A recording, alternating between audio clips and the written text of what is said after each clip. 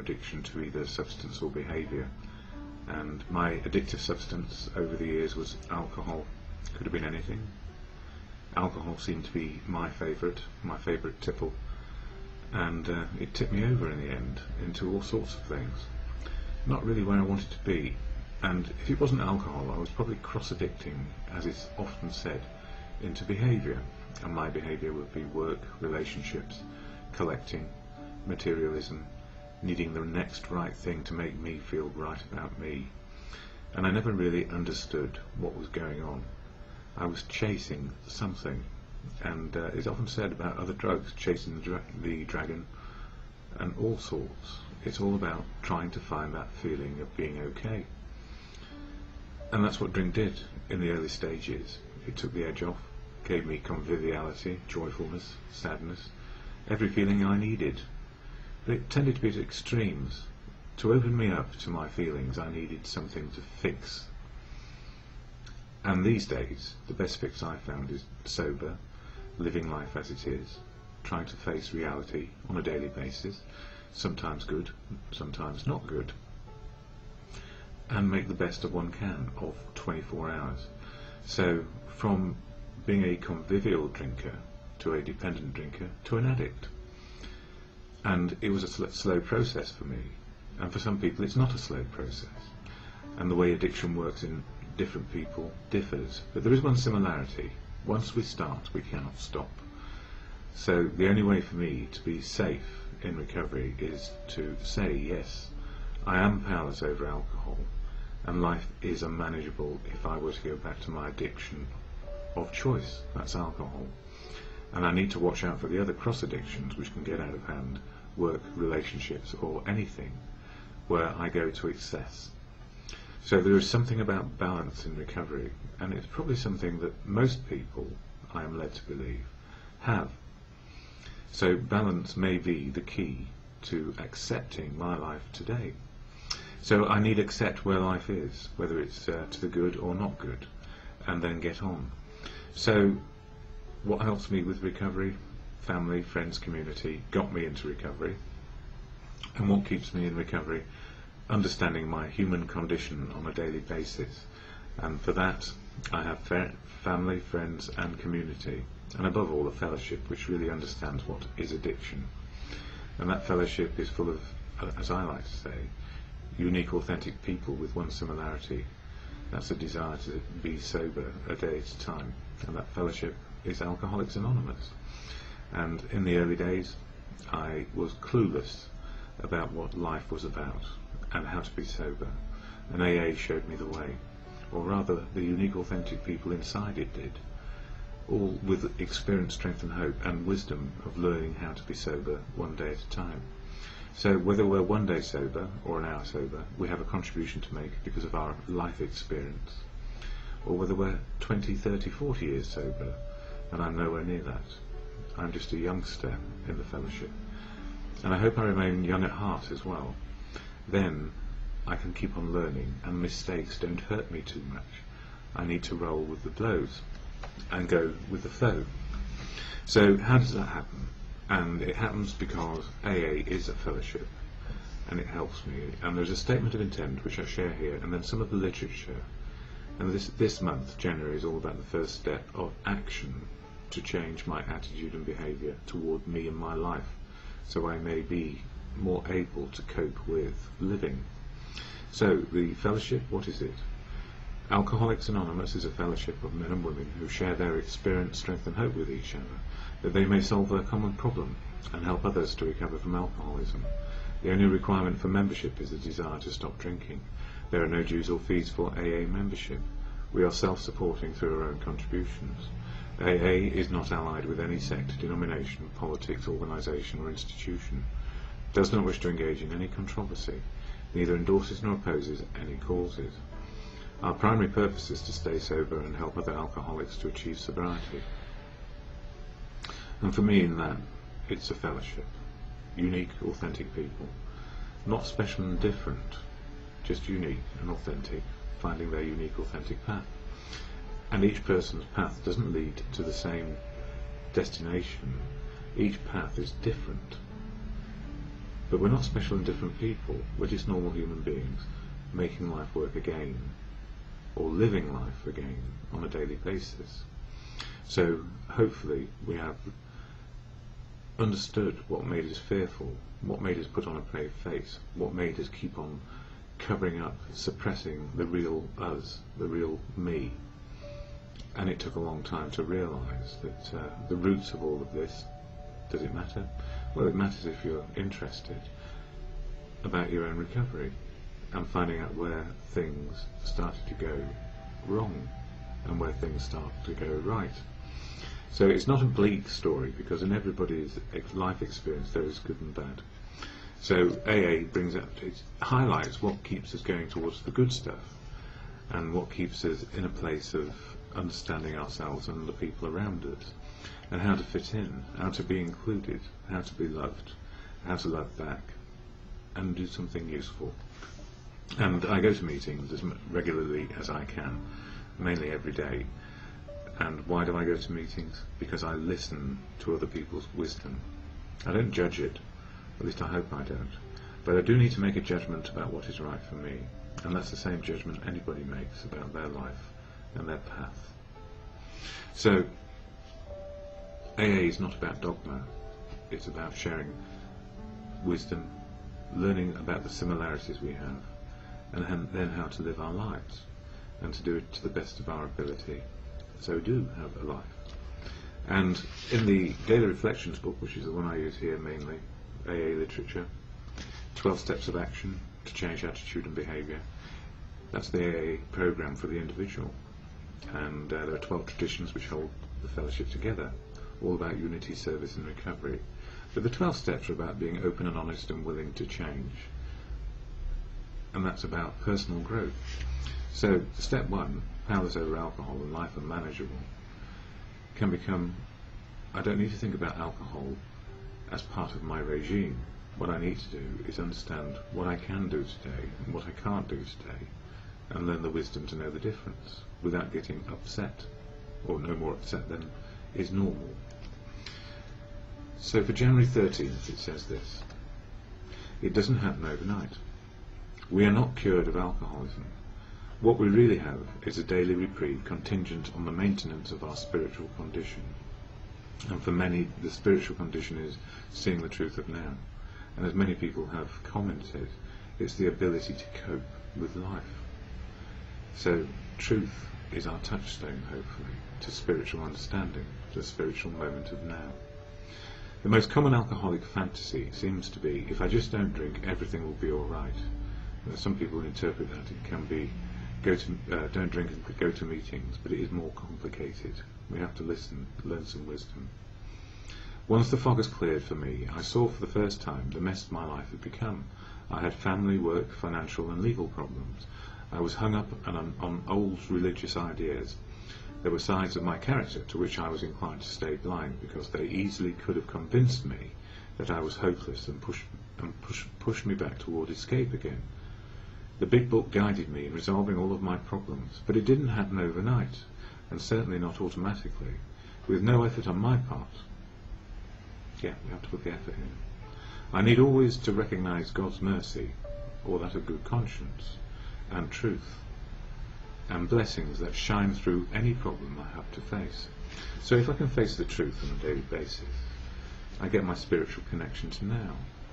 And the most important part of understanding God is to build a relationship with everything around us. God is always there. God is truth. God is love. God works through people. So if I can listen to others, understand love and be loved, and just be a part of, I feel the path is certainly well worth it today. So the serenity prayer to God or good conscience, depending on your belief, and it is your belief which counts, or it won't work. God, grant me the serenity to accept the things I cannot change, courage to change the things I can, and the wisdom to know the difference is, for me, just for today. Nearly. My video is all about recovery from addiction to either substance or behaviour. My addiction, alcohol, my behaviour. Well, it went all over the place actually towards the end. But in addiction, the behaviour is probably very, very obsessive and self-oriented. I'm trying to find my words this morning. I need to focus, so the best way of me focusing right now is to share about the Fellowship of AA, that's Alcoholics Anonymous, which keeps me sober one day at a time. And at meetings we have this particular preamble which is said at every meeting, and it slows us down and settles us down into the moment of now, and hopefully it will settle me down too. Alcoholics Anonymous is a fellowship of men and women who share their experience, strength and hope with each other, that they may solve their common problem and help others to recover from alcoholism. The only requirement for membership is a desire to stop drinking. There are no dues or fees for AA membership. We are self-supporting through our own contributions. AA is not allied with any sect, denomination, politics, organisation or institution, does not wish to engage in any controversy, neither endorses nor opposes any causes. Our primary purpose is to stay sober and help other alcoholics to achieve sobriety. And for the last few years I think that's been pretty much where I've been. What about sobriety? What's it like a day at a time? Well, it's like, I guess, normal life can be, as normal people have lives or living. As much as it can be normal, I found that normal is quite extraordinary, that without a drink inside me I seem to face most problems most days okay, and find solutions, and know something about myself. I need not take a drink. I don't have to drink anymore to take the edge off what is going on in my life. And Tuesday mornings, when it's dull and awful outside with a bit of rain, I don't know what to say really. I think my head may be a bit foggy, and part of the fog is not knowing, and I guess what the programme helps me do is deal with not knowing the answers to all my problems today. I only need to keep one thing in mind, and that's to be sober, and that I am powerless over alcohol. If I take a drink, my life will definitely become unmanageable, because I'll be back in the obsession of drink. And what's been helping me this morning, the Daily Reflections book, part of AA literature. This book also, As Bill Sees It. Both are daily reading books, so you can take a daily reading or thought for the day and then focus on that and try and make some sense of what is going on. And the other one I use quite frequently is a sort of study book, I guess. It's this one, the blue one here, 12 by 12, the 12 Steps and 12 Traditions. And I'll talk about the big book of AA tomorrow probably, but the big blue book, which I haven't talked about at all this January, but is all very, very central to everything AA. The big blue book has most of the answers to the 12 steps that are suggested to keep us sober on a daily basis. And it's a 12-step action program, so we can't think it and be okay. We can't objectively try and understand it and then do it. We have to live it and see what these steps do when we put them into action. So January is really about step one, powerless over alcohol and life is unmanageable. And in this blue one, I'll just read the first paragraph to give you some idea of what newcomers face. And we've got quite a lot of newcomers around at the moment, because after the Christmas and New Year's, a lot of people recognise their problem with alcohol and pop in to see us in January, and some stay around for a little while, and many think, oh, it's too hard, I don't want to do that, I'll go out and have another few drinks. And that's not their fault, by the way. It's just that what is on offer is quite the opposite of what somebody in addiction does. In addiction, you take your substance and you do your behaviour, and in recovery you stop using the substance and you change your behaviour. It's that simple. Yet we can all fall back on a daily basis into old behaviour, and my head has been saying all sorts of weird things to me this morning about how I am in my relationship with my girlfriend, and I don't know, and the answer is not to know is a good thing. But anyway, coming back to this book, Chapter 1, or Step 1, powerless over people, places and things. I need to remember that. And it says here, we admitted we were powerless over alcohol, that our lives had become unmanageable. Who cares to admit complete defeat? Practically no one. Of course. Every natural instinct cries out against the idea of personal powerlessness. It is truly awful to admit that, glass in hand, we have walked our minds into such an obsession for destructive drinking that only an act of providence can remove it from us. No other kind of bankruptcy is like this one. Alcohol now becomes the rapacious creditor, bleeds us of all self-sufficiency and all will to resist its demands. Once this stark fact is accepted, our bankruptcy as going human concerns is complete. And I guess, you know, the idea of bankruptcy, that we're morally, not morally, because I think a lot of us do keep our moral code, but we break it in some way or other. And the moral code is really about being open, honest and willing to see life as it is and make the best of it in good conscience. So with drink inside us, we've lost the plot a lot of the time. And even though we might not drink during the day, the stress and strain of living in modern life can make us want to get to the pub as fast as we can, straight after work, or worse, when we're really hooked, isolated at home, and drinking to oblivion. And once we've got to oblivion, what do? We crash out, wake up, and start the whole process over again. How long did I do that? Far too long. And, you know, these days, what I try and do is keep my head above water, out of the ocean of alcohol, and on the lifeboat of AA. Trouble is, though, we all tend to dive back in from time to time. We have a relapse, and we recognise immediately, as soon as we take that first drink, that we're not sober anymore, and getting back after a relapse is very difficult. And it took me a few years to get to know and understand this, that I've got more going for me without a drink inside me than I have with one inside me. It would probably kill me now. I have other ailments which would actually make drinking more hazardous. I mean, I don't know how more hazardous it could have got. And anyway, coming to the daily reading for today from the Daily Reflections, it says it doesn't happen overnight. And as it took me 35 years to get into this problem, no, not 35, it was the first drink which did the damage. It changed my outlook. Anyway, we are not cured of alcoholism. We have really have to, what we really have is a daily reprieve contingent on the maintenance of our spiritual condition. That's from the AA Big Book, page 85. The most common alcoholic fantasy seems to be, if I just don't drink, everything will be all right. Once the fog has cleared, I saw for the first time the mess of my life. I had a family, work, financial and legal problems. I was hung up on old religious ideas. There were sides of my character to which I was inclined to stay blind, because they easily could have convinced me that I was hopeless and pushed me toward escape again. The Big Book guided me in resolving all of my problems, but it didn't happen overnight, and certainly not automatically, with no effort on my part. I need always to recognise God's mercy and blessings that shine through any problem I have to face. And, you know, that's quite a hard lot.